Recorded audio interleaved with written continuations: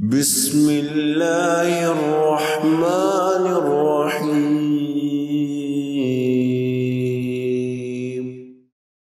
نحمده ونصلي على رسوله الكريم اعوذ باللہ من الشیطان الرجیم بسم اللہ الرحمن الرحیم رب اشرح لي صدری ویسر لي امری واحلل عقدۃ من لسانی یفقهوا قولی۔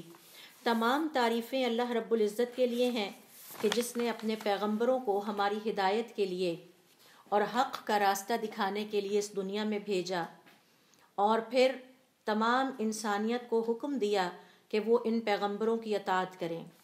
اور اس حوالے سے دیکھیے سورۃ المائدہ کی آیت نمبر 92، جس میں کہ اللہ رب العزت کا ارشاد ہے وَأَطِيعُوا اللَّهَ وَأَطِيعُوا الرَّسُولَ، اللہ تعالیٰ کی پیروی کرو اور پیغمبر کی پیروی کرو۔ اور پھر اللہ رب العزت نے حضور اکرم صلی اللہ علیہ وآلہ وسلم کی پیروی کرنے کو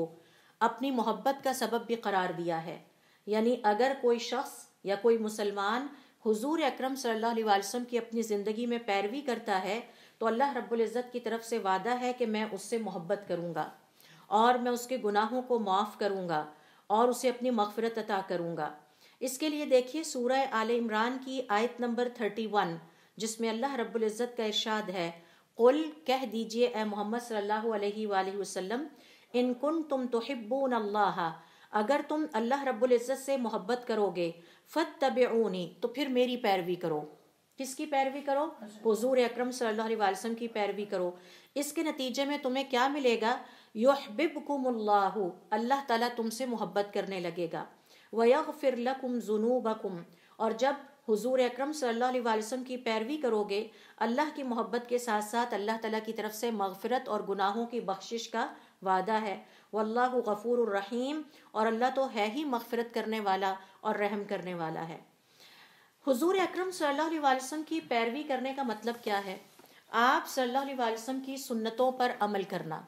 یقیناً آپ صلی اللہ علیہ وسلم کی پیروی تبھی ہو سکتی ہے جب ہم آپ صلی اللہ علیہ وسلم کی سنتوں پر عمل کریں گے، اور حضور اکرم صلی اللہ علیہ وسلم کی سنتیں بہترین لائف سٹائل ہے جو کہ ہمیں اپنی زندگی میں بحیثیت مسلمان کے اپنانا چاہیے۔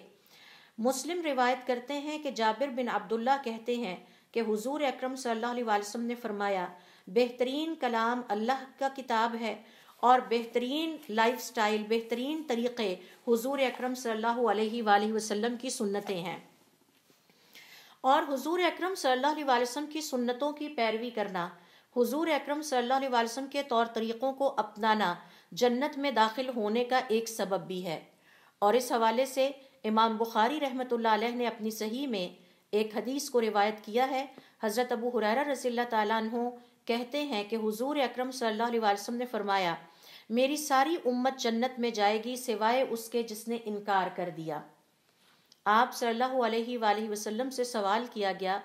اور کون ہے جو انکار کرے گا؟ آپ صلی اللہ علیہ وسلم نے فرمایا جس نے میری پیروی کی، یعنی جس نے میری سنتوں پر عمل کیا، میری سنتوں کے مطابق زندگی گزاری، دخل الجنت، وہ جنت میں جائے گا۔ ومن عصانی، اور جس نے میری نافرمانی کی، یعنی میری سنتوں کو ترک کیا یا میری سنتوں سے منہ موڑا، میری سنتوں پر اپنی زندگی میں عمل نہیں کیا، فقد ابا، تو وہ انکار کرنے والوں میں سے ہوگا۔ تو ظاہر ہے کہ وہ جنت میں نہیں جائے گا۔ تو حضور اکرم صلی اللہ علیہ وسلم کی جو سنتیں ہیں ان پر عمل کرنا اللہ رب العزت کی محبت کے حصول کا ذریعہ ہے۔ اور ہم میں سے کون نہیں چاہتا کہ اللہ تعالیٰ ہم سے راضی ہو جائے، اللہ تعالیٰ ہم سے محبت کرنے لگے، اللہ تعالیٰ ہمارے گناہوں کو بخش دے اور اللہ تعالیٰ ہمیں اپنی مغفرت اور رحمت سے نوازے۔ تو اس کا ایک راستہ اور اہم ترین راستہ یہ ہے اور طریقہ کار یہ ہے کہ ہم حضور اکرم صلی اللہ علیہ وسلم کی سنتوں کو اپنی زندگی میں اپنا لیں۔ حضور اکرم صلی اللہ علیہ وسلم نے ہمیں عظیم ترین سنتیں سکھائی ہیں، اور ان میں جو بہترین باتیں اور حکمتیں ہیں ان کے بارے میں بھی اپنی امت کو آگاہ کر دیا ہے۔ اور جن چیزوں میں ہمارے لیے شر ہے، جن طور طریقوں میں ہمارے لیے شر ہے، چاہے وہ دنیا کا شر ہے یا وہ آخرت کا شر ہے، اس سے ہمیں روک دیا ہے اور سکھا دیا ہے کہ ہم نے ان باتوں سے اپنی زندگی میں باز آنا ہے۔ اس حوالے سے دیکھیے کہ حضور اکرم صلی اللہ علیہ وسلم کی سنتوں پر عمل کرنا اور انہیں زندہ کرنا اور ان کو اپنے ماحول میں اور اپنے لائف سٹائل میں عام کرنے کے حوالے سے آپ صلی اللہ علیہ وسلم فرماتے ہیں کہ جس کسی نے اسلام میں اچھی سنت پر عمل کیا، یعنی حضور اکرم صلی اللہ علیہ وسلم کی سنت کو زندہ کیا اور اس پر عمل کیا، تو اس کو دوہرا اجر ملے گا۔ ایک اجر تو یہ کہ اس نے خود اس سنت پر عمل کیا، اور دوسرا یہ کہ اس کے دیکھنے کی وجہ سے یا اس کے سکھانے کی وجہ سے دوسروں نے بھی اس کے اوپر عمل کیا، یا اس کے اس دنیا سے چلے جانے کے بعد دوسرے بھی اس پر عمل کرتے رہے۔ تو ظاہر ہے کہ ایسے میں آپ کو ایک سنت پر عمل کرنے کا دوہرا اجر ملتا ہے، کہ ایک تو آپ نے خود عمل کیا، اور دوسرا آپ نے اپنی اولاد کو، اپنے ماحول میں اپنے رشتہ داروں کو، اپنے طالب علموں کو بھی وہ سنتیں سکھائی جو کہ آپ کے جانے کے بعد اس دنیا سے ان سنتوں پر عمل کرتے رہیں گے، اور پھر اس طرح سے آپ کے اجر میں اضافے کا باعث بنیں گے۔ اسی طرح سے علماء کرام کا یہ کہنا ہے کہ حضور اکرم صلی اللہ علیہ وسلم کی ایک اور حدیث دیکھیے۔ آج چونکہ ہمارا ٹاپک ہے کہ آپ صلی اللہ علیہ وسلم کی مٹتی ہوئی سنتیں جو کہ آہستہ آہستہ ہمارے ماحول سے ختم ہو رہی ہیں، ان سنتوں کو دوبارہ اپنے ماحول میں زندہ کرنا بحیثیت مسلمان ہم سب کا فرض ہے۔ اور اگر ہم اللہ تعالیٰ کی محبت چاہتے ہیں، اگر ہم اللہ تعالیٰ سے مغفرت، اپنے گناہوں کی بخشش چاہتے ہیں، اگر ہم جنت کے طلبگار ہیں، تو ہمیں اپنے ماحول میں، اپنے انوائرمنٹ میں، اپنے ڈیلی لائف سٹائل میں ایک ایک کر کے حضور اکرم صلی اللہ علیہ وسلم کی سنت کو دوبارہ زندہ کرنا ہوگا۔ اور آپ صلی اللہ علیہ وسلم کی سنت کو زندہ کرنے کا ثواب کیا ہے کہ جس کسی نے میرے اس دنیا سے جانے کے بعد میری ختم ہو جانے والی یا مٹ جانے والی سنتوں میں سے کسی ایک سنت کو بھی زندہ کیا، دوبارہ اس کو عام کیا، فَإِنَّ لَهُ مِنَ الْأَجْرِ مِثْلُ مَنْ عَمِلَ بِهَا، تو اس کو وہی اجر ملے گا جو کہ اس پر عمل کرنے والے کا اجر ہے، یعنی اس کا دوہرا اجر ہوگا۔ اور پھر اسی طرح سے ایک اور حدیث میں آپ صلی اللہ علیہ وسلم فرماتے ہیں کہ اسے 100 شہیدوں کے برابر اجر و ثواب عطا کیا جائے گا۔ تو گویا آپ صلی اللہ علیہ وسلم کی ایک سنت کو زندہ کرنا اس قدر عظیم ثواب کا عمل ہے کہ آپ حضور اکرم صلی اللہ علیہ وسلم نے جو ثواب بتائے ہیں وہ الگ ہیں، اور جو قرآن کریم کے مطالعے سے ہمیں ثواب پتہ چلتے ہیں وہ الگ ہیں۔ اور اس حوالے سے حضور اکرم صلی اللہ علیہ وسلم کے اس قول کو بھی ہمیں اپنے ذہن میں رکھنا ہے کہ یہ جو خیر ہے یہ اللہ تعالیٰ کا خزانہ ہے، اور سنتیں اللہ تعالیٰ کی خیر ہیں، اور ان خزانوں کی چابیاں ہوتی ہیں۔ تو بعض انسانوں کو اللہ تعالیٰ یہ مقام عطا کرتے ہیں کہ وہ خیر کی چابی بنتے ہیں۔ مثال کے طور پر آپ نے کسی ایک سنت کو کسی جگہ پر زندہ کر دیا، آپ بیٹھے ہوئے ہیں، کھانا سرو ہوتا ہے، لوگوں کی توجہ اس طرف نہیں ہے، آپ اونچی آواز میں بسم اللہ الرحمن الرحیم کہہ کے شروع کرتے ہیں، سب کو یاد آ جاتا ہے، آپ کے فیملی ممبرز بیٹھے ہیں، رشتہ دار بیٹھے ہیں، وہ آپ کی وجہ سے سب بسم اللہ پڑھ کے کھانا شروع کرتے ہیں، تو ذرا دیکھیے کہ کتنے لوگوں کے اجر و ثواب جو ہیں وہ آپ کے نامہ اعمال میں جمع ہو گئے، اللہ تعالیٰ کی رضا حاصل ہو گئی، گناہوں کی مغفرت بھی ہو گئی، اور جنت میں داخلے کا سبب بھی بنا۔ تو اللہ رب العزت نے بعض انسانوں کو خیر کی کنجی بنایا ہے، اور وہ شر کا دروازہ بند کرنے والے ہوتے ہیں۔ تو خیر کی کنجی بنیے، اور خیر کی کنجی یا چابی بننے کی ایک شکل یہ ہے کہ اپنے ماحول میں حضور اکرم صلی اللہ علیہ وسلم کی سنتوں کو زندہ کیجیے، اپنے بچوں کو ایجوکیٹ کریں، اپنے ماحول میں موجود لوگوں کو ایجوکیٹ کریں۔ حتیٰ کہ کل میں ایک عالم کا قول پڑھ رہی تھی کہ آپ کا اپنی والدہ کو دین کی کوئی ایک بات سکھانا بھی والدہ کے ساتھ حسن سلوک کے مترادف ہے۔ تو اگر دین کی بات سکھانا والدہ کو حسن سلوک کے مترادف ہے، تو دین کی بات اپنے زندگی کے ساتھی کو سکھانا بھی حسن سلوک کے مترادف ہے، اور اپنے بچوں کو سکھانا بھی حسن سلوک کے مترادف ہے، اور رشتہ داروں اور دوست احباب میں بھی سنتوں کو عام کرنا بہت بڑا نیکی کا کام ہے۔ پھر آپ صلی اللہ علیہ وسلم فرماتے ہیں، تباہی ہے اس بندے کے لیے کہ جسے اللہ تعالیٰ نے شر کی کنجی بنایا اور خیر کا تالا بنا دیا، کہ وہ خیر نہ پھیلنے دے اور شر کھول کے رکھے ہمیشہ، اور لوگوں کو شر کی طرف بلائے۔ تو بحیثیت مسلمان ہماری کوشش ہونی چاہیے اور دعا ہونی چاہیے کہ اللہ تعالیٰ ہمیں خیر کی کنجی بنائے۔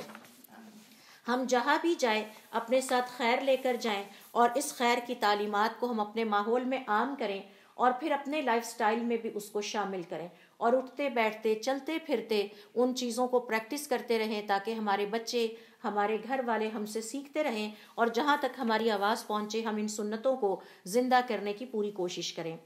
تو آئیے آج سے ہم ان سنتوں کا مطالعہ کرنا شروع کرتے ہیں کہ کون سی ایسی سنتیں ہیں جو ہماری لاپرواہی کے باعث بعض اوقات ہماری لاپرواہی کے باعث نظر انداز ہو جاتی ہیں،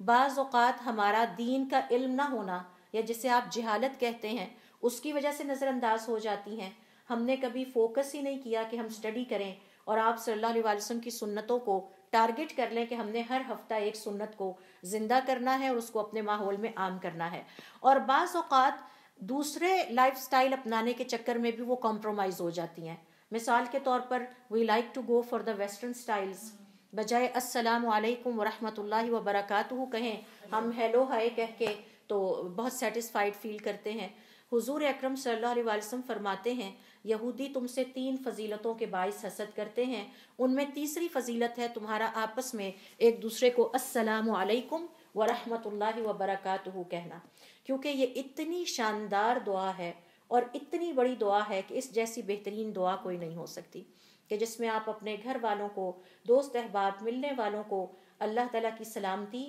ان کے لیے مانگتے ہیں، اللہ کی رحمتیں ان کے لیے مانگتے ہیں اور اللہ کی برکتیں ان کے لیے مانگتے ہیں۔ اور جب آپ ان کو کہتے ہیں السلام علیکم ورحمۃ اللہ وبرکاتہ تو اللہ تعالیٰ کے فرشتے کہتے ہیں اے اللہ اس کے لیے بھی یہی سب کچھ۔ لیکن جب ہم ہیلو ہائی کہیں گے، گڈ بائی کہیں گے تو ہمیں اس میں سے کچھ بھی نہیں ملے گا، نہ اللہ تعالیٰ کی رضا، نہ حضور اکرم صلی اللہ علیہ وسلم اور ان کے رب کی محبت، نہ گناہوں کی بخشش، نہ جنت کا وعدہ، اور نہ ہی ہم خیر کی کنجی بنیں گے۔ تو یہ ایک بہت ہی سینسٹیو ایشو ہے جس کے اوپر ہمیں بہت توجہ دینے کی ضرورت ہے، اور ہماری کوشش ہونی چاہیے۔ جہاد کی ایک شکل یہ ہے کہ ہم اپنے ماحول میں حضور اکرم صلی اللہ علیہ وسلم کی سنتوں کو عام کرنے کی کوشش کریں۔ تو آئیے ذرا ون بائی ون چند سنتوں کا آج ہم مطالعہ کرتے ہیں کہ وہ کون سی ہیں کہ جو آہستہ آہستہ اب ہماری زندگی سے ختم ہوتی جا رہی ہیں۔ تو اس میں سب سے پہلی جو سنتیں میں نے آپ کے لیے سلیکٹ کی ہیں وہ طہارت کے حوالے سے سنتیں ہیں، جس میں وضو آتا ہے سب سے پہلے۔ تو سب سے پہلے نمبر پر دیکھیے کہ کلی کرنے اور ناک میں پانی چڑھانے میں خوب مبالغہ آرائی سے کام لینا چاہیے اگر روزے کی حالت میں نہیں ہے۔ اچھی طرح سے ناک میں پانی چڑھایا جائے، ناک کو مبالغہ آرائی کے ساتھ پانی ڈال کے صاف کیا جائے، اور کلی کرنے میں بھی جلدی کرنے کی بجائے خوب اچھی طرح پانی ڈال کر اسے پورے منہ میں اچھی طرح سے جو ہے وہ بھیج کے اس کو منہ کی صفائی کا خیال کیا جائے۔ یہ وضو میں کرنا ہے بشرط یہ کہ روزے سے نہ ہو۔ روزے سے ہیں تو پھر احتیاط کرنے کی ضرورت ہے تاکہ روزہ نہ ٹوٹ جائے۔ لقیط ابن صبرہ کہتے ہیں کہ میں نے کہا اے اللہ کے رسول مجھے ذرا وضو کے بارے میں بتائیے۔ آپ نے فرمایا اسبغ الوضوء، وضو خوب اچھی طرح سے کیا کرو، یعنی ہر عضو تک اس کا پانی پہنچاؤ اور ہر عضو کا حق ادا کرو۔ وخلل بین الاصابع، اور اپنی انگلیوں کے درمیان خلال کر لیا کرو، اور کلی کرنے میں مبالغہ آرائی سے کام لو، ہاں اگر تم روزے سے ہو تو پھر ایسا نہ کرنا۔ ایک اور جگہ میں ہے کہ ایک اور روایت میں آپ نے فرمایا کہ ناک پہ پانی چڑھانے اور کلی کرتے ہوئے خوب اچھی طرح مبالغہ آرائی سے کام لیا جائے، اور اس کا مطلب یہ ہے کہ پانی کو منہ کے تمام اطراف میں اچھی طرح سے جانے دیا جائے، تسلی کے ساتھ کلی کی جائے تاکہ منہ کا کوئی حصہ ایسا نہ رہے کہ جہاں صفائی کا انتظام نہ ہو سکے، اور اسی طرح سے ناک میں اچھی طرح پانی چڑھایا جائے تاکہ ناک کو اچھی طرح سے اندرونی طور پر صاف رکھا جا سکے۔ یہ اسلام کا سیلف کیئر کا ایک اہم اصول ہے کہ جس میں ہم لرن کرتے ہیں کہ ہم نے اپنی ذاتی صفائی ستھرائی یا پرسنل ہائیجین کو کیسے مینٹین کرنا ہے۔ اور اس حوالے سے علماء کرام کا یہ کہنا ہے کہ اگر کلی کو اچھے طریقے سے کیا جائے اور ناک میں پانی اچھے طریقے سے پہنچایا جائے تو اس کے بہت سارے فوائد ہیں۔ ان میں سے مثال کے طور پر ایک یہ ہے کہ آپ کا جو ریسپیریٹری سسٹم ہے وہ ریفریش ہو جاتا ہے، تازہ دم ہو جاتا ہے، اور اسی طرح سے اور بھی بہت ساری ایسی بیماریاں ہیں کہ ناک صاف رہنے کی وجہ سے اور منہ صاف رہنے کی وجہ سے آپ اس سے بچے رہتے ہیں۔ تو یہ ایک سنت ہے کہ جو خاص طور پر ہمیں اپنے گھروں میں عام کرنی چاہیے اور اس کے حوالے سے اپنے گھر والوں کو ایجوکیٹ کرنا چاہیے۔ دوسرے نمبر پر جو سنت ہے جو کہ آہستہ آہستہ ہمارے ہاں فراموش ہوتی جا رہی ہے وہ ہے مسواک کا استعمال، اور کچھ خاص موقعوں پر تو مسواک کا ضرور استعمال کیا جائے۔ مسواک اب ہمارے گھروں میں آتی ہی نہیں اور اس کے استعمال کا کوئی کانسیپٹ ہی نہیں ہے، حتیٰ کہ ہم نے کبھی یہ بھی کوشش نہیں کی کہ آپ صلی اللہ علیہ وسلم کی سنت کو زندہ کرنے کے لیے چلے ہفتے میں ایک دن تو مسواک کا استعمال کر لیں۔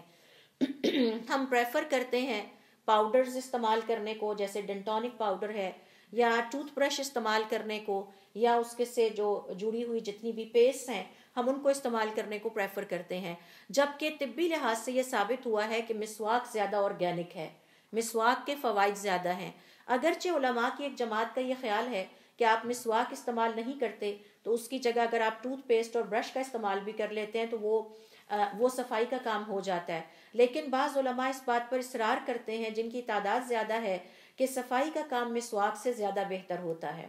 اور دانتوں کی مضبوطی کے لیے اور دانتوں کی پیلاہٹ دور کرنے کے لیے حضور اکرم صلی اللہ علیہ وسلم خاص قسم کی مسواکوں کا استعمال کیا کرتے تھے۔ اگر ہم مسواکوں کا استعمال کرنے والے ہوں تو ہمیں پتہ چلے گا کہ ان کی بھی کیٹیگریز ہیں، مختلف مسواک، مختلف لکڑیاں مختلف قسم کی پرپس کے لیے استعمال ہوتی تھی۔ تو ہم سب جانتے ہیں کہ مسواک کا استعمال حضور اکرم صلی اللہ علیہ وسلم کی سنت ہے، اور آپ اس کا استعمال بہت زیادہ کیا کرتے تھے،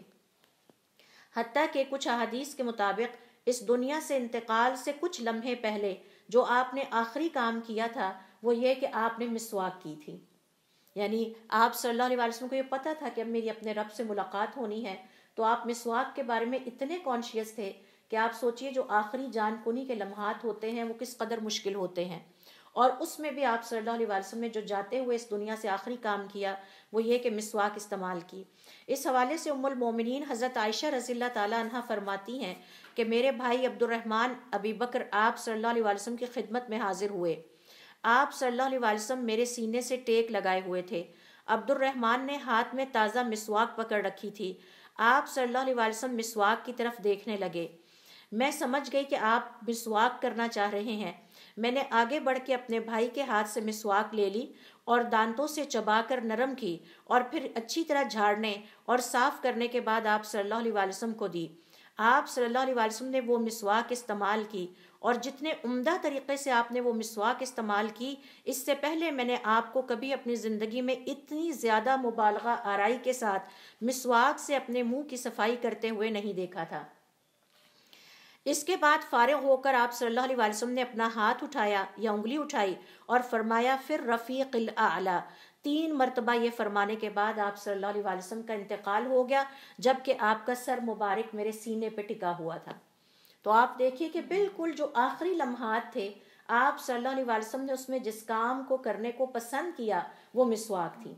تو اس حدیث سے ہمیں بہت سارے سبق ملتے ہیں، جن میں سے ایک تو مسواک کی اہمیت اور فضیلت، کہ ان حالات میں بھی جس میں انسان شدید کمزوری اور تکلیف کے عالم سے گزر رہا ہوتا ہے اس میں بھی آپ صلی اللہ علیہ وسلم نے مسواک کا استعمال کیا، اور یہ آپ صلی اللہ علیہ وسلم کی ایک سنت ہے جو کہ آہستہ آہستہ ہم مسلمانوں کی زندگی سے دوسرے لائف سٹائل کو اڈاپٹ کرنے کی وجہ سے، ماڈرنٹی کی وجہ سے، ویسٹرن لائف سٹائل کی وجہ سے نکلتی جا رہی ہے، اور ہم اپنے بچوں کو مسواک کے عادی بھی نہیں بناتے۔ حالانکہ اب میں نے دیکھا ہے کہ مسواک بڑی اچھی پیکنگ میں آ رہی ہے، اور اس کے اوپر بھی اسی طرح سے کور ہوتا ہے جیسے ٹوتھ برش کے اوپر کور ہوتا ہے، تو آپ اس کو بڑا اچھا ہائیجینک وے میں اپنے گھروں میں محفوظ کر سکتے ہیں اور اس کے استعمال کی عادت ڈال سکتے ہیں، خواتین بھی اور مسلمان مرد بھی اور مسلمان بچے بھی اس کی عادت ڈال سکتے ہیں۔ تو اس حدیث میں دیکھیے کہ آپ صلی اللہ علیہ وسلم نے اپنی وفات سے پہلے کس طرح مسواک کا خوب اچھی طرح سے استعمال کیا۔ ایک اور حدیث میں آتا ہے کہ میں نے دیکھا کہ حضور اکرم صلی اللہ علیہ وسلم میرے بھائی کے ہاتھ میں تازہ مسواک کو دیکھ رہے تھے، میں نے پہچان لیا کہ آپ کو مسواک سے بہت محبت ہے، میں نے آپ سے پوچھا کہ کیا میں آپ کے لیے مسواک لے لوں، تو آپ نے اپنے سر کو ہلا کر جواب دیا ہاں۔ تو پھر اماں عائشہ رضی اللہ تعالیٰ عنہ نے وہ مسواک پکڑی، اسے تیار کر کے حضور اکرم صلی اللہ علیہ وسلم کے ہاتھ میں دی، اور آپ صلی اللہ علیہ وسلم نے اسے اچھے طریقے سے اپنے دانتوں اور منہ کی صفائی کی۔ اسی طرح النسائی اپنی سنن میں بیان کرتے ہیں کہ ام المؤمنین حضرت عائشہ رضی اللہ تعالیٰ عنہ فرماتی ہیں کہ حضور اکرم صلی اللہ علیہ وسلم نے مسواک کے فائدے گنواتے ہوئے فرمایا، السواک مطہرۃ للفم، مسواک منہ کو پاک کرتی ہے۔ یہاں آپ نوٹ کیجئے کہ لفظ آیا ہے پاک، صاف نہیں آیا، اور یہ بہت امپورٹنٹ مطلب ہے اس کا، صفائی میں اور پاکیزگی میں فرق ہے۔ یقیناً مسواک صرف پاک صفائی کرنے کا کام نہیں کرتی بلکہ منہ کو پاک بھی کر دیتی ہے، اور پھر فرمایا مرضات للرب، اور تمہارا رب بھی اس سے راضی ہوتا ہے۔ تو گویا آپ نے مسواک کا ایک دنیاوی فائدہ بتایا کہ یہ تمہارے منہ کو پاک کر دیتی ہے، اور اب اسٹڈیز سے ثابت ہوا ہے کہ اس کے اندر کچھ اینٹی سیپٹک کائنڈ آف جسے کہتے ہیں کوالٹیز پائی جاتی ہیں، اور ظاہر ہے کہ اس کی وجہ سے جرمز مر جاتے ہوں گے اور صفائی زیادہ اچھی ہوتی ہوگی. یہی وجہ ہے کہ اس کو پاک کرنے والی کہا گیا ہے. اور دوسرا فائدہ روحانی ہے کہ تمہارا رب بھی راضی ہوتا ہے، اور ہم میں سے کون نہیں چاہتا کہ ہمارا رب ہم سے راضی ہو جائے.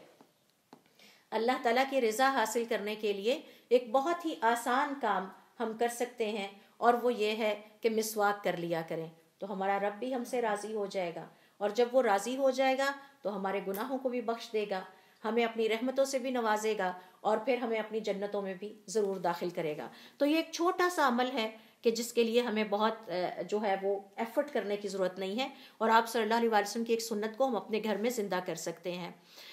مسواک کرنا تمام اوقات میں مستحب ہے، لیکن بعض اوقات میں بعض موقعوں پر تو حضور اکرم صلی اللہ علیہ وسلم کی سنتوں کو زندہ کرنا بہت ضروری ہے، جن موقعوں پر آپ خاص طور پر کیا کرتے تھے.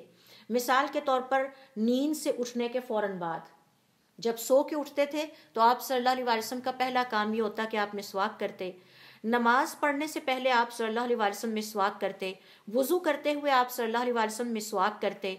قرآن کریم کی تلاوت سے پہلے آپ صلی اللہ علیہ وسلم مسواک کیا کرتے. اور جب آپ کو اپنے منہ کی بو تبدیل ہوتی ہوئی محسوس ہوتی تو آپ مسواک کر لیا کرتے. آج ہم پتہ نہیں کتنی چیزیں استعمال کرتے ہیں اس چکر میں کہ ہمارے منہ سے اسمیل نہ آئے. تو بس اس کا ایک ہی حل ہے کہ مسواک اپنے پاس رکھیں اور مسواک کر لیجئے. اور پھر جب آپ صلی اللہ علیہ وسلم کو اپنے منہ کا ذائقہ تبدیل ہوتا ہوا محسوس ہوتا تو وہ مسواک کر لیتے، اور جب دانتوں پر پلاہٹ محسوس ہوتی تو مسواک کر لیا کرتے.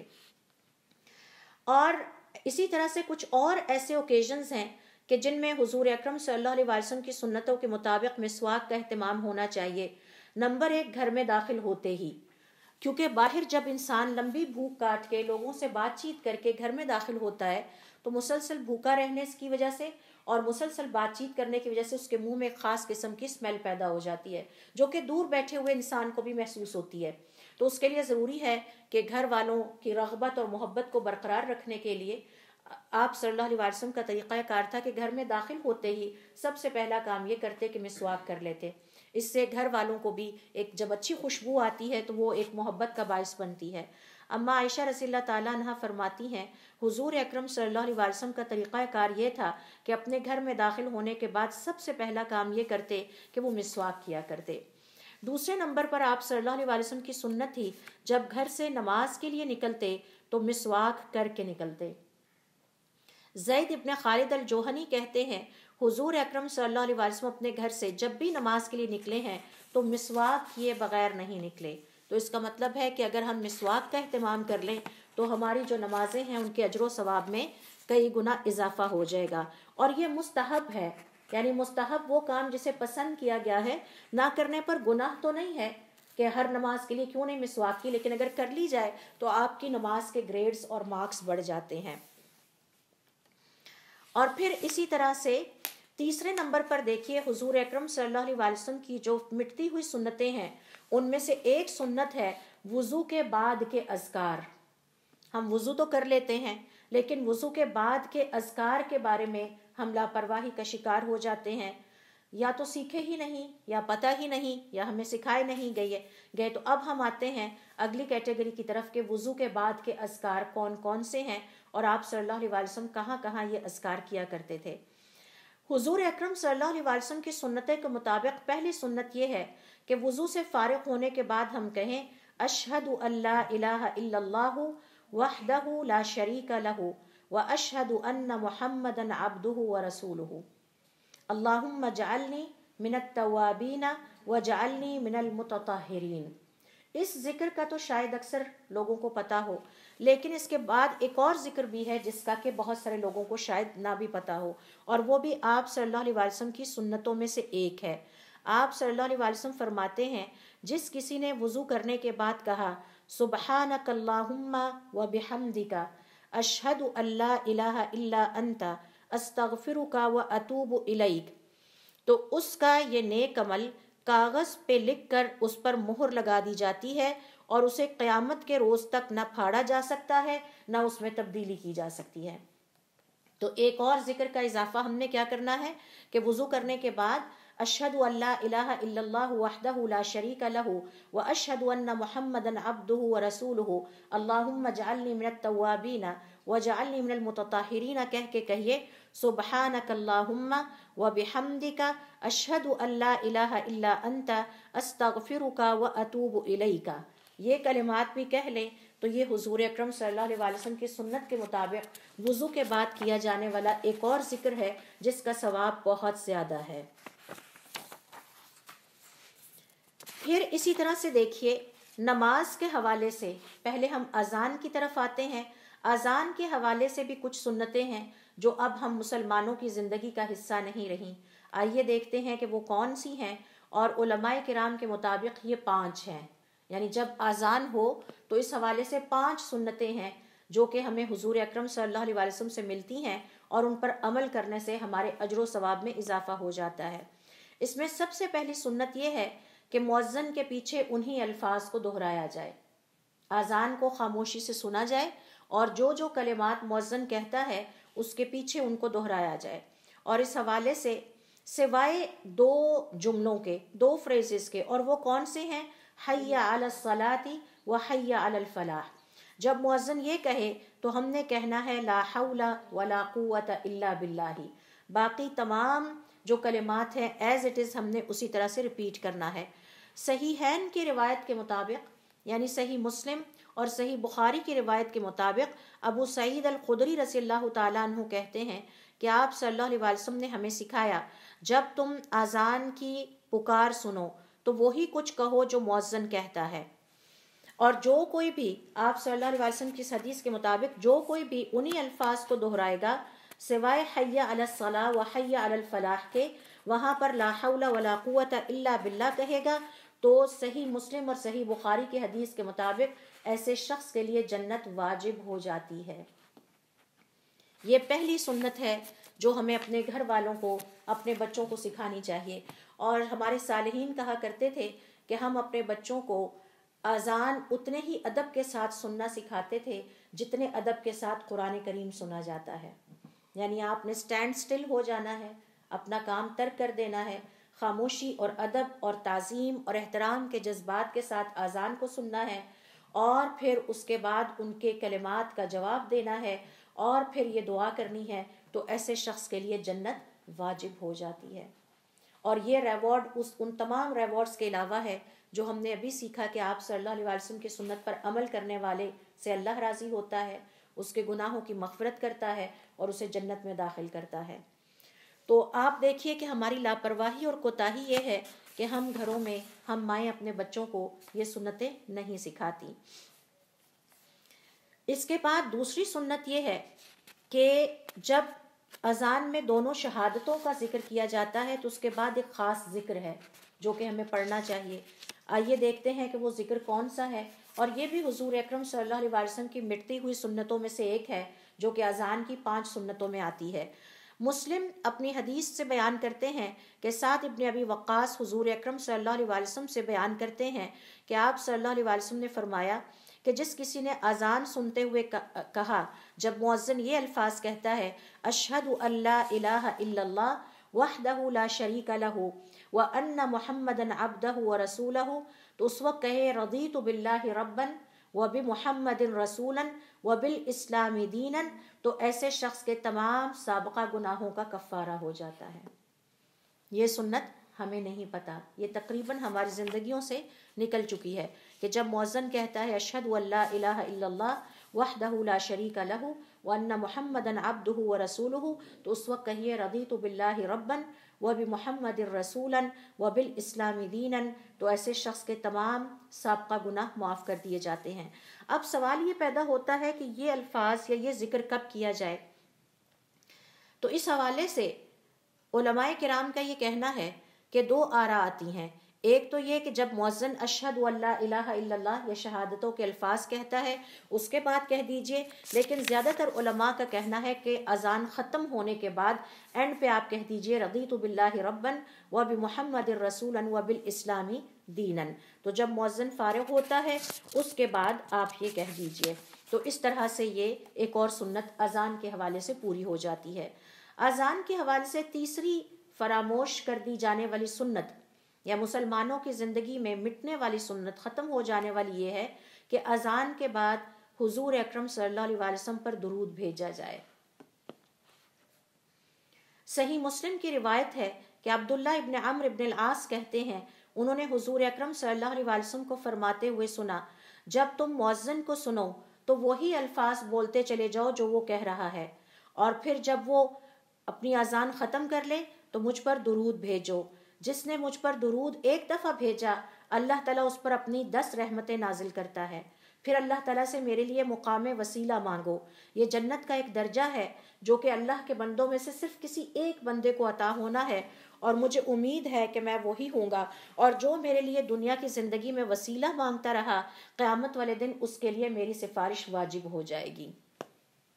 تو یہ ایک اور سنت ہے کہ حضور اکرم صلی اللہ علیہ وسلم پر اذان سننے کے بعد درود بھیجا جائے اور وہ دعا پڑھی جائے جس میں آپ صلی اللہ علیہ وسلم کے لیے مقام وسیلہ مانگا جاتا ہے، اور اس کے نتیجے میں اللہ رب العزت کی طرف سے یہ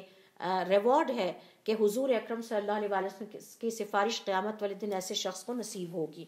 بہت تکلیف ہوتی ہے یہ دیکھ کے کہ بچے ہیں مسلمان کھیلتے رہتے ہیں، اذان ہوتی رہتی ہے،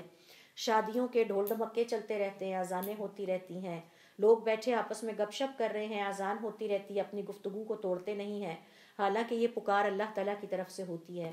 اور یہ اصل اور حقیقی کامیابی کی پکار ہوتی ہے۔ تو اس کے لیے وہی تعظیم، وہی احترام اور اس کی سنتوں کو اپنے ماحول میں زندہ کرنے کی ضرورت ہے۔ علماء کرام کا یہ کہنا ہے کہ آپ صلی اللہ علیہ وسلم پر درود بھیجنے کے بہترین صیغے وہی ہیں،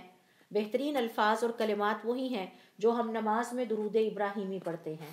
ان کو ہی پڑھا جائے تاکہ ہمیں یہ ثواب حاصل ہو سکے۔ چوتھی سنت جو کہ اب ختم ہوتی چلی جا رہی ہے مسلمانوں کی زندگی سے اذان کے حوالے سے، وہ یہ ہے کہ اذان ختم ہونے کے بعد حضور اکرم صلی اللہ علیہ وسلم پر درود پڑھنے کے بعد اور وہ دعا مانگنے کے بعد اب ایک اور دعا مانگی جائے، اور وہ دعا کیا ہے؟ اللہم رب هذه الدعوة التامة والصلاة القائمة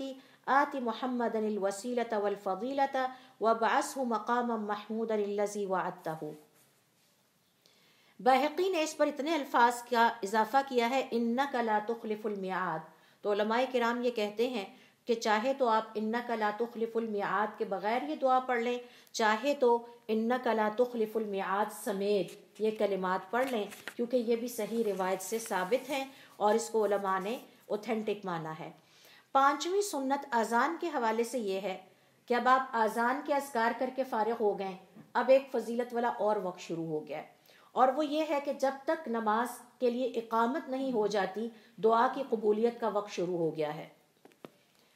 تو سنت یہ ہے کہ اس دوران اپنے لیے دعائیں کی جائیں، اور ہم میں سے کس کو دعا کی ضرورت نہیں ہے؟ ہمارے گھروں میں بیمار بھی ہیں، ہمارے گھروں میں جوان اولادیں بھی ہیں، ہمارے گھروں میں روزگار کی خواہش، بیماری سے صحت یا پریشانیاں دور کرنا، اور بہت ساری تکلیفیں اور پریشانیاں ہوتی ہیں کہ جس کے لیے انسان کو اپنے رب کو پکارنے کی ضرورت ہوتی ہے۔ تو یہ وہ دعاؤں کی قبولیت کا بہترین وقت ہے کہ اس وقت میں ہاتھ اٹھا کے اللہ رب العزت سے دعا کی جائے، اور یہ پانچویں سنت ہے اذان کے حوالے سے۔ ابو داؤد اپنے سنن میں بیان کرتے ہیں کہ عبداللہ ابن عمرو ابن العاص کہتے ہیں کہ ایک شخص حضور اکرم صلی اللہ علیہ وسلم کے پاس آیا اور کہا اے اللہ کے رسول، یہ جو اذان دینے والے ہیں یہ تو ہم پر سبقت لے گئے، فضیلت لے گئے۔ آپ صلی اللہ علیہ وسلم نے فرمایا قل کما یقولون، تم بھی وہی کلمات دہرا لو جو یہ کہہ رہے ہیں، تمہیں بھی وہی اجر و ثواب مل جائے گا، وہی فضیلت مل جائے گی۔ دیکھیے کتنی بڑی بات ہے کہ ایک شخص جو اذان دے رہا ہے اس کو اللہ نے کتنا بڑا اعزاز عطا کیا، اور قیامت والے دن ان کو اور زیادہ اعزاز عطا کیا جائے گا۔ آپ اس کے پیچھے وہی الفاظ دہرا کے وہی اجر و ثواب کما لیں۔ فَإِذَا انْتَهَيْتَ، پھر جب تم اذان سے فارغ ہو جاؤ، فَسَل، اللہ سے مانگو، تو عطا، وہ عطا کا وقت ہوتا ہے۔ اس وقت اللہ سے دعا کیجئے، اپنی پریشانیوں کو انسانوں سے شیئر کرنے کی بجائے اللہ سے شیئر کیجئے اور اللہ تعالیٰ سے مانگیے۔ اور صحابہ کرام رضوان اللہ علیہ مجمعین فرماتے ہیں کہ ہم ہر چیز اللہ سے مانگتے تھے، حتیٰ کہ جوتے کا تسمہ بھی، حتیٰ کہ اپنے جانور کا چارہ بھی، کہ اللہ تعالیٰ تیری آس پہ نکلنے لگے ہیں، آج ہمیں جانور کا چارہ مل جائے۔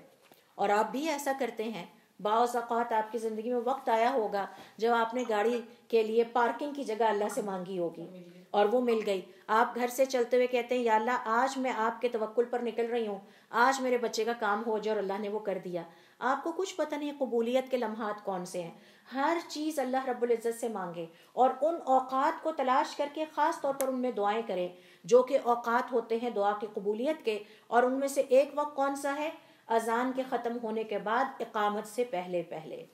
تو یہ ہیں وہ 5 سنتیں جو کہ اذان کے حوالے سے ہیں. ایک اور حدیث اس 5ویں سنت کے حوالے سے, انس ابن مالک کہتے ہیں حضور اکرم صلی اللہ علیہ وسلم نے فرمایا لا يرد الدعاء بین الاذان والاقامت, اذان اور اقامت کے درمیان کی جانے والی دعا رد ہی نہیں ہوتی. سبحان اللہ, کتنا بڑا اجر ہے کہ ہمیں یقین ہو کہ ہم اس وقت میں دعا کر رہے ہیں کہ جس وقت میں کی گئی دعا اب جو ہے وہ رد ہی نہیں ہوتی. تو یہ وہ 5 سنتیں ہیں اذان کے حوالے سے جو کہ ہمیں آج کی نوجوان نسل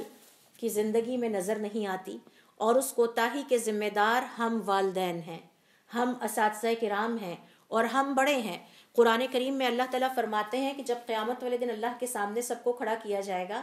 تو چھوٹے کہیں گے ان بڑوں سے پوچھے, انہوں نے تو ہمیں سکھایا ہی نہیں تھا. اور بڑے کہیں گے اگر ہم نے نہیں سکھایا تھا تو تمہیں خود عقل نہیں تھی. یعنی وہاں جھگڑیں گے, ایک دوسرے کو بلیم کریں گے. تو اللہ نہ کرے کہ ہم اس منظر کا حصہ ہوں. اللہ تعالیٰ ہمیں ہمت اور توفیق دے کہ ہم بھی سنتیں زندہ کرنے والے خیر کی کنجیاں بنیں, اور کل کو ہمارے چھوٹے, ہماری اولادیں بھی خیر کی کنجیاں بنیں.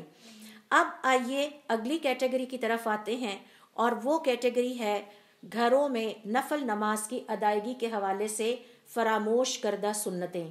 جن کو کہ اب ہم بھول چکے ہیں, اور ہمارے گھروں میں اب اس کا رواج نہیں رہا, ہمارے لائف سٹائل میں اس کا رواج نہیں رہا. حالانکہ یہ حضور اکرم صلی اللہ علیہ وسلم کی سنتیں ہیں, اور ان پر عمل کرنے کا اجر بہت زیادہ ہے کہ آپ کا رب آپ سے راضی ہو جائے گا, آپ کے گناہوں کی مغفرت کر دے گا, اور آپ کو اپنی رحمتوں سے نوازے گا اور جنت میں داخل کرے گا. کسی ایک سنت پر عمل کرنے اور اس کو زندہ کرنے کا اتنا بڑا ثواب ہے. تو سب سے پہلے نمبر پر دیکھیے کہ اس حوالے سے گھروں میں نوافل کی ادائیگی کے حوالے سے صحیح بخاری اور صحیح مسلم کی حدیث ہے. زید ابن ثابت حضور اکرم صلی اللہ علیہ وآلہ وسلم سے روایت کرتے ہیں کہ آپ صلی اللہ علیہ وسلم نے ہمیں مخاطب کرتے ہوئے فرمایا صلو ایھا الناس فی بیوتکم, اے لوگو اپنے گھروں میں نفل نمازیں پڑھا کرو, کثرت سے پڑھا کرو. فإن أفضل الصلاة صلاة المرء فی بیتہ, بہترین نماز کسی مسلمان کی وہ ہے جو وہ اپنے گھر میں پڑھتا ہے سوائے فرض نماز کے. فرض نماز مسلمان مردوں کو مساجد میں پڑھنی چاہیے, اور نفل نمازیں گھر آ کے پڑھنی چاہیے, اور گھروں میں نوافل نمازوں کا کثرت کے ساتھ اہتمام ہونا چاہیے. اسی طرح سے صحیح مسلم اور صحیح بخاری کی حدیث ہے کہ حضور اکرم صلی اللہ علیہ وسلم فرماتے ہیں جب تم میں سے کوئی اپنی فرض نماز مسجد میں پڑھ لے تو اب اپنی نماز کا کچھ حصہ اپنے گھر کے لیے بھی رکھے, پھر وہ گھر آ جائے اور اپنے گھر میں بھی نفل نمازوں کی ادائیگی کرے. اور یہ اس لیے ہے کہ اللہ رب العزت کی خیر کا کچھ حصہ اس کے گھر میں بھی ہونا چاہیے. ظاہر ہے کہ جس گھر میں عبادت ہوگی, جس گھر میں نفل نمازوں کی ادائیگی ہوگی, اور نفل نمازوں میں سر فہرست سب سے افضل ترین نماز تہجد یا قیام اللیل ہے. یعنی یہ غلطی نہ کیجئے کہ تہجد کی نماز تو نہ پڑھیں اور اشراق کی شروع کر دیں. فضیلت کے اعتبار سے جب نفل نمازوں کی فہرست یا لسٹ بنتی ہے تو اس میں ٹاپ پہ آتی ہے تہجد کی نماز. اور تہجد کی نماز ہم نے سیکھا تھا کہ اس کے 3 اوقات ہیں. پہلا وقت ہے عشاء کی نماز کے ساتھ ہی پڑھ لیں, جیسے آپ رمضان میں پڑھ لیتے ہیں. 2 نفل ایکسٹرا پڑھ لیجئے, 4 پڑھ لیجئے, 6 پڑھ لیجئے, آپ کی ہمت پہ ہے 8 پڑھ لیجئے, اور پھر اس کے ساتھ وتر ملا لیجئے. آپ کو یقین ہے کہ آپ 12 بجے تک جاگ رہے ہیں تو یہ دوسرا وقت ہے تہجد کی نماز کا, رات کا درمیانی حصہ. افضل ترین رات کا تیسرا پہر ہے جس وقت آپ سحری کے لیے اٹھتے ہیں. لیکن اگر افضل ترین تک نہ پہنچ رہے ہوں تو کم از کم پہلے وقت کو بھی یوٹیلائز ضرور کر لیجئے. آپ صلی اللہ علیہ وسلم کی حدیث ہے کہ جس کسی نے عشاء کی نماز کے ساتھ 2 نفل پڑھے اور اس میں 100 آیتوں کی تلاوت کی اور یہ قیام اللیل کی نیت سے پڑھے تو اس کے لیے ایک اجر و ثواب کا خزانہ لکھ دیا جاتا ہے. تو منیمم لیول یہ ہے کہ آپ پوری رات جاگ کے یا صبح کو اٹھ کے تہجد نہیں پڑھ سکتے تو منیمم لیول یہ ہے کہ کم از کم گھر میں اس چیز کو فروغ دیں, اپنے بچوں کو سکھائیں کہ اگر آپ لیٹ نائٹ سونے لگے ہیں, کسی شادی سے آ رہے ہیں دیکھیں ہم شادیوں کے لیے بھی جاگتے ہیں، فنکشنز کے لیے بھی جاگتے ہیں، فیملیز کے لوگ اکٹھے ہوتے ہیں، تب بھی شب بیداری ہوتی ہے. تو شب بیداری تو اللہ کی خاطر ہونی چاہیے. تو اپنے گھر میں سب سے پہلی نفل نماز جس کو رواج دینے کی ضرورت ہے، جو کہ آپ صلی اللہ علیہ وسلم کی سنت ہے، وہ تہجد کی نماز ہے. اس کے بعد فضیلت کے اعتبار سے دوسری نماز اشراق کی نماز ہے، اور اس کے بعد دیگر نوافل آتے ہیں. مثلاً کوئی خوشی کا موقع آیا، اپنے بچوں کو ترغیب دیجئے چلے ہم سارے آج نوافل پڑھتے ہیں. ہمارے ہاں خوشی آتی چلے جی ٹریٹ ہو جائے، غم آتا ہے تب بھی کھاتے ہیں، خوشی آتی ہے تب بھی کھاتے ہیں، صبح ہوتی ہے تب بھی کھاتے ہیں، شام ہوتے ہیں تب بھی کھاتے ہیں. تو یہ سنتوں میں سے ہے کہ حضور اکرم صلی اللہ علیہ وسلم کو خوشی آتی تو آپ نوافل کی ادائیگی کرتے، کوئی پریشان یا مضطرب ہوتے تو فوراً وضو کر کے کھڑے ہو جاتے، اور اللہ سفر پر نکلنے لگتے تو نفل پڑھتے، گھر واپس پہنچتے تو نفل پڑھنے لگتے، حاجت ہوتی تو نفل پڑھنے لگتے. تو اس طرح گھر میں نوافل کو فروغ دینا حضور اکرم صلی اللہ علیہ وسلم کی سنت کو زندہ کرنا ہے. ابن ماجہ اپنے سنن میں بیان کرتے ہیں کہ عبداللہ ابن سعد کہتے ہیں میں نے حضور اکرم صلی اللہ علیہ وسلم سے سوال کیا ایما افضل، کیا چیز زیادہ افضل ہے؟ الصلاۃ فی بیتی، میرا اپنے گھر میں نماز پڑھنا، او الصلاۃ فی المسجد، یا مسجد میں میرا نماز پڑھنا. آپ نے فرمایا کیا تم نہیں دیکھتے کہ میرا گھر مسجد سے کتنا قریب ہے،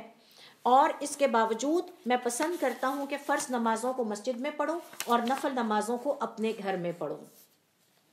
ابن القیم رحمۃ اللہ علیہ ان احادیث سے کنکلوڈ کرتے ہیں اور فرماتے ہیں کہ آپ صلی اللہ علیہ وسلم کی سنت یہ تھی اور آپ کا معمول اور طریقہ کار یہ تھا کہ آپ سنتیں اور نوافل اپنے گھر میں پڑھا کرتے تھے، جبکہ آپ فرائض کو مسجد میں پڑھا کرتے تھے. ہاں اگر کوئی عذر درپیش ہوتا تو پھر آپ مسجد میں نہ پڑھ پاتے. مثال کے طور پر فرض نماز بیماری کی حالت میں گھر پڑھ سکتے ہیں، یا بارش اتنی شدید ہو کہ آپ کا مسجد تک پہنچنا مشکل ہے تو پھر مسلمان مرد جو ہیں وہ گھر میں فرض نماز کو بھی پڑھ سکتے ہیں. تو یہ حضور اکرم صلی اللہ علیہ وسلم کی ایک سنت ہے کہ اپنی نمازوں کا کچھ حصہ گھر کے لیے بھی رکھا جائے، اور گھر کے معمولات اور روٹین میں سے ایک یہ بھی ہونا چاہیے کہ ہم اپنی نوافل نمازیں گھر میں ادا کریں. اس حوالے سے علماء کرام کا یہ کہنا ہے کہ جب ہم اپنے گھر میں نوافل نماز کی ادائیگی کی سنت کو زندہ کرتے ہیں تو اس کے ہمیں بہت سارے فائدے ملتے ہیں. نمبر ایک تو یہ ہے کہ اس سے گھر زندہ ہوتے ہیں.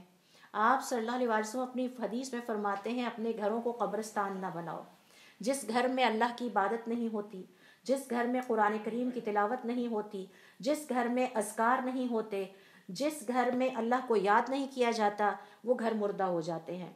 تو اس میں پہلا فائدہ یہ ہے کہ اس سے گھر زندہ ہوتے ہیں. اور آپ نے فیل کیا ہوگا کبھی کبھار آپ کسی گھر میں جاتے ہیں تو آپ کو بڑی گھٹن محسوس ہوتی ہے، جبکہ کچھ گھروں میں جا کے آپ بہت کمفرٹیبل فیل کرتے ہیں. تو یقیناً ہماری جو روزمرہ کی روٹین ہے اور جو نیکی یا برائی کے کام ہیں ان کا امپیکٹ ہوتا ہے ہمارے انوائرمنٹ پہ. اور پھر دوسرا فائدہ اس کا یہ ہے وَبَثُّ النُّورِ وَالْبَرَكَةِ فِيهِ، گھروں میں نور اور برکت کا پھیلاؤ ہونے لگتا ہے.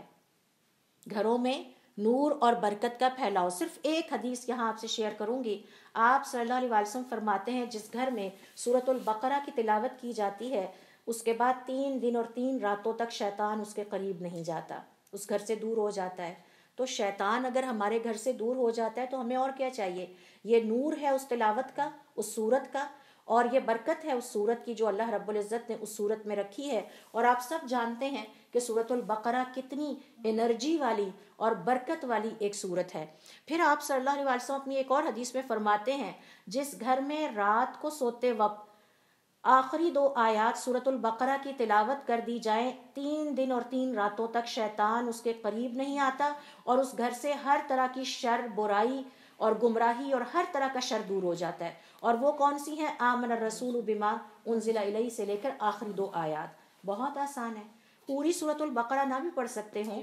اور سورۃ البقرہ کے لیے ضروری نہیں ہے کہ آپ اسے 3 دن میں ختم کریں. آپ اس کے پورشن بنا لیجئے کہ میں نے روز 10 آیتیں، روز 20 آیتیں کام کرتے ہوئے سننی ہے یا پڑھنی ہے، تاکہ مستقل طور پر شیطان آپ کے گھر سے ہر طرح کا شر، ہر طرح کی برائی، مس گائیڈنس، ہدایت کے راستے پر نہ چلنا. ہم بہت شکایت کرتے ہیں کہ ہمارے بچے دین کے راستے پر نہیں آتے. یہ سب چیزیں انشاءاللہ سورۃ البقرہ میں اللہ تعالیٰ نے جو طاقت رکھی ہے اور جو برکت اور نور رکھا ہے اس کے نتیجے میں دور ہو جائیں گی. صحیح مسلم کی روایت ہے کہ حضور اکرم صلی اللہ علیہ وسلم فرماتے ہیں مثل البیت الذی یذکر اللہ فیہ اس گھر کی مثال جس میں اللہ کا ذکر کیا جاتا ہے اور جس گھر میں اللہ کا ذکر نہیں کیا جاتا مردہ اور زندہ کی طرح سے ہے۔ تو وہ گھر جس میں اللہ کا ذکر کیا جاتا ہے، نوافل نماز کی ادائیگی کی جاتی ہے، وہ گھر زندہ ہو جاتا ہے، اس میں نور پھیلنے لگتا ہے اور برکت عام ہونے لگتی ہے۔ اور وہ گھر جس میں اللہ رب العزت کا ذکر نہیں ہوتا، نوافل کی ادائیگی نہیں ہوتی، یہ بڑوں کی ذمہ داری ہے کہ وہ اپنے گھروں کو زندہ رکھیں تاکہ اس گھر کے چھوٹے بھی بڑوں کی دیکھا دیکھی اس عمل میں حصہ لیں، اور پھر اس گھر میں نور اور برکت اس سے جاتی رہتی ہے اور وہ ایک ڈیڈ ہاؤس بن جاتا ہے، ایک مردہ گھر بن جاتا ہے۔ اسی طرح سے ایک اور حدیث میں ابن عمر رضی اللہ تعالیٰ عنہما کہتے ہیں کہ حضور اکرم صلی اللہ علیہ وسلم نے ہمیں مخاطب کرتے ہوئے فرمایا، اپنے گھروں میں نفل نمازیں پڑھا کرو اور اپنے گھروں کو مقبرے نہ بناؤ، قبرستان نہ بناؤ۔ قبرستان وہ جگہ ہے جہاں اللہ کی عبادت نہیں ہوتی۔ اور پھر اس کا ایک فائدہ یہ بھی ہے گھروں میں نوافل کی ادائیگی کا کہ یہ اخلاص کے بہت قریب ہے، کیونکہ جب آپ تنہائی میں اللہ کی خاطر نوافل پڑھتے ہیں تو آپ کا اللہ تعالیٰ کے ساتھ زیادہ اخلاص ظاہر ہوتا ہے کہ اب آپ کسی کو دکھانے کے لیے نہیں بلکہ اپنے رب کو راضی کرنے کے لیے اور حضور اکرم صلی اللہ علیہ وسلم کی ایک سنت کو زندہ کرنے کے لیے نوافل کی ادائیگی کر رہے ہیں۔ تیسرے نمبر پر یہ کہ گھروں میں نوافل نماز کی ادائیگی سے گھر والے بھی آپ سے سیکھیں گے، آپ کے چھوٹے بھی آپ سے سیکھیں گے، انہیں نماز کا طریقہ بھی سمجھ آئے گا اور وہ مختلف موقعوں پر نوافل نمازوں کی ادائیگی کی تربیت اور تعلیم بھی آپ سے پائیں گے۔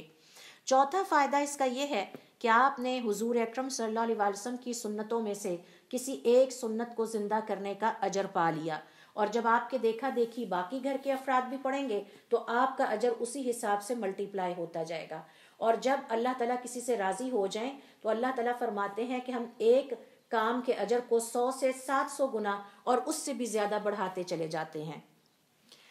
تیسرے نمبر پر جو نماز کے حوالے سے سنت ہے اور جو اب ہمارے گھروں میں ہم مسلمانوں کی زندگی سے نکلتی چلی جا رہی ہے، مٹتی چلی جا رہی ہے اور ختم ہوتی چلی جا رہی ہے، وہ یہ کہ رکوع کرنے کے بعد جب ہم دوبارہ کھڑے ہوتے ہیں تو ذرا زیادہ دیر کھڑے ہوں، زیادہ دیر کا قیام کریں، اور جب دونوں سجدوں کے درمیان ہم بیٹھتے ہیں تو ذرا زیادہ دیر کے لیے بیٹھیں۔ اکثر دیکھا گیا ہے کہ لوگ جیسے ہی رکوع کے بعد سر اٹھاتے ہیں ساتھ ہی سجدے میں چلے جاتے ہیں، یا یہ کہ ایک سجدہ کر کے فارغ ہو کے بیٹھتے ہیں، ابھی کمر سیدھی نہیں کہ اگلے سجدے کے لیے سر ڈال دیتے ہیں۔ یہ حضور اکرم صلی اللہ علیہ وسلم کی سنتوں کے منافی ہے۔ آپ صلی اللہ علیہ وسلم کی سنت یہ ہے کہ اطمینان کے ساتھ رکوع کیا جائے اور رکوع کے بعد ایک دفعہ پورے جسم کو اور ہڈیوں کو سیدھا کر کے اپنی جگہ پہ لا کے کچھ دیر کھڑے ہوا جائے، اور پھر اطمینان کے ساتھ پہلا سجدہ کر کے سجدے سے اٹھ کے اطمینان کے ساتھ اتنے ہی ٹائم پیریڈ کے لیے بیٹھیں جتنے ٹائم کے لیے آپ نے سجدہ کیا تھا، اور پھر دوسرے سجدے کے لیے جائیں، نہ کہ ایک سجدہ کرنے کے بعد فوراً دوبارہ دوسرے سجدے میں اپنا سر ڈال دیا جائے۔ اس حوالے سے صحیح بخاری اور صحیح مسلم کی روایت ہے کہ جس میں انس ابن مالک کہتے ہیں کہ حضور اکرم صلی اللہ علیہ وسلم نے ہمیں مخاطب کرتے ہوئے فرمایا، اور بلکہ ہمیں یہ سکھایا کہ ہم نے دیکھا کہ جب آپ نے رکوع سے سر اٹھایا تو آپ اتنے دیر کھڑے رہے کہ ہمیں لگا کہ شاید آپ نماز میں بھول گئے ہیں، یعنی آپ کا قیام پھر اتنے لمبے سپین آف ٹائم کے لیے تھا، بڑے آرام سے تسلی سے رکوع کر کے آپ کھڑے ہوئے اور اتنی دیر کھڑے رہے کہ ہمیں گمان ہوا کہ شاید آپ بھول گئے ہیں نماز میں اور یاد کرنے کی کوشش کر رہے ہیں کہ میں کہاں تھا۔ پھر اسی طرح سے کہتے ہیں کہ ہم نے دیکھا کہ ایک سجدہ کرنے کے بعد جب آپ دوبارہ بیٹھے تو اتنی دیر کے لیے بیٹھے کہ ہم نے سوچا کہ شاید آپ بھول گئے ہیں کہ اب دوسرا سجدہ کرنا ہے کہ نہیں کرنا، یعنی اتنے آرام سے اپنی ہڈیوں کو، اپنے جسم کو جو ہے وہ سیدھا ہونے دیا جائے۔ اور ایک اور روایت میں آتا ہے کہ آپ صلی اللہ علیہ وسلم کا جتنا رکوع طویل ہوتا تھا اتنا ہی ٹائم رکوع سے اٹھنے کے بعد کا ہوتا تھا، اور جتنا ایک سجدہ طویل ہوتا تھا اتنا ہی ٹائم دو سجدوں کے درمیان بیٹھنے کے سپین آف ٹائم جو تھا وہ آپ لیتے تھے۔ جبکہ یہ جو سنت ہے اب آج کل کے مسلمانوں کی زندگی سے نکلتی جا رہی ہے۔ مسلم بیان کرتے ہیں انس ابن مالک رضی اللہ تعالیٰ عنہ سے، کہتے ہیں کہ حضور اکرم صلی اللہ علیہ وسلم کا طریقہ کار یہ تھا کہ جب آپ رکوع سے سر اٹھاتے تو اپنا پورا جسم اور کمر کو سیدھا ہونے دیتے اور پھر یہ ذکر پڑھتے سمع اللہ لمن حمدہ،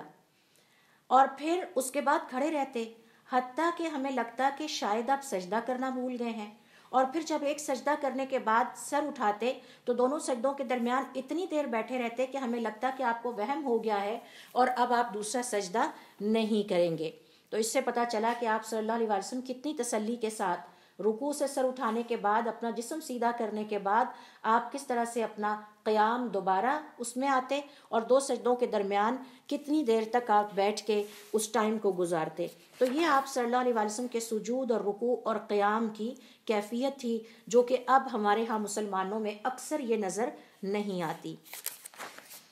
اسی طرح سے نماز کی سنتوں میں سے چوتھی سنت یہ ہے کہ سفر ختم کرنے کے بعد جب آپ اپنے ٹاؤن میں پہنچے، اپنے منزل پر پہنچے،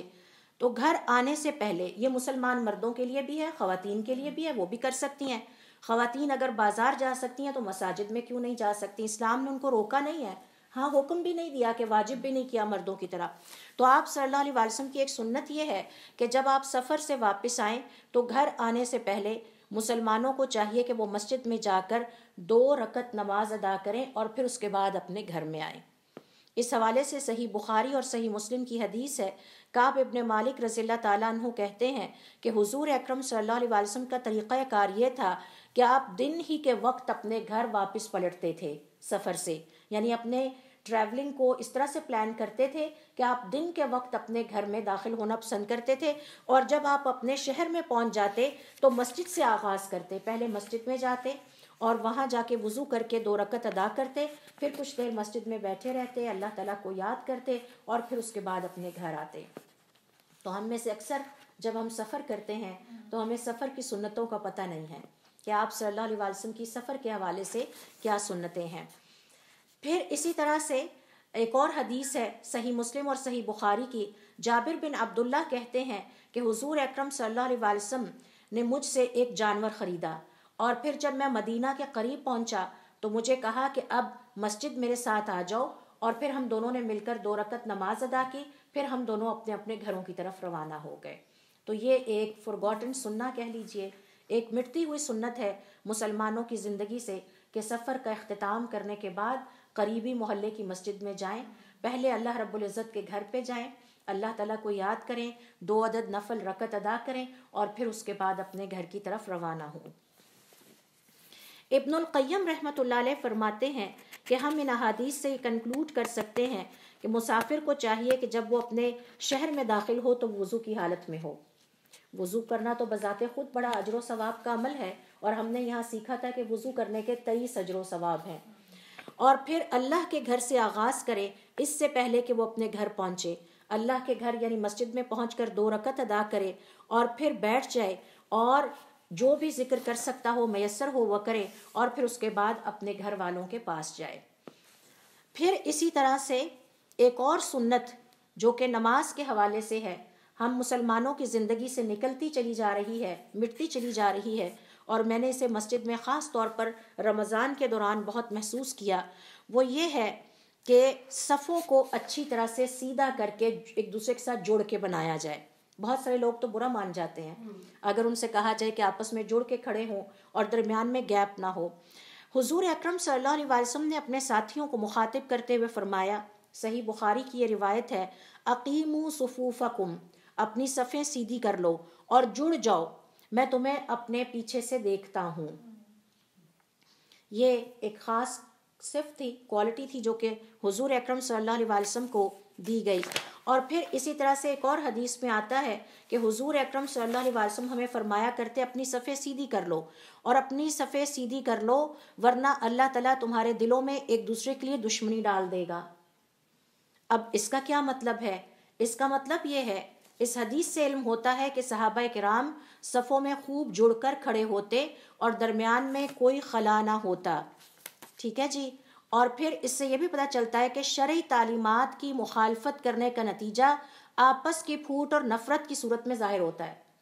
اور آپ دیکھیے کہ آج ہم کثرت سے اس بات کی شکایت کرتے ہیں کہ گھر کے افراد آپس میں مل کر نہیں بیٹھ سکتے. جس گھر میں اللہ تعالیٰ کی ہر وقت شرعی احکام کی نافرمانی ہوتی ہوگی، اس گھر کے افراد آپس میں ایک دوسرے سے کیسے محبت کر سکتے ہیں؟ تو علماء کرام کا یہ کہنا ہے کہ اس حدیث سے پتہ چلتا ہے کہ شرعی تعلیمات سے منہ موڑنے کا نتیجہ یہ ہے کہ آپس کی پھوٹ اور نفرت کی صورت میں اللہ تعالیٰ جو ہے وہ ان لوگوں کو ڈال دیتے ہیں. پھر اس سے یہ بھی پتہ چلتا ہے، یہ جو آپ صلی اللہ علیہ وسلم کی حدیث ہے، اولا یخالفن اللہ بین قلوبکم، یا یہ کہ اللہ تعالیٰ تمہارے دلوں میں ایک دوسرے کے لیے پھوٹ ڈال دے گا. تو علماء کرام کا کہنا ہے کہ اس کا مطلب یہ ہے کہ دل کا معاملہ ظاہری اعضاء کے ساتھ ہے. اگر آپ کے ظاہری اعضاء صحیح اعمال پر ہیں، تو آپ کا دل بھی صحیح رہتا ہے. اور اس کے برعکس بھی ہے، اگر دل صحیح ہو تو ظاہری عمل بھی اعضاء سے صحیح ہی صادر ہوں گے.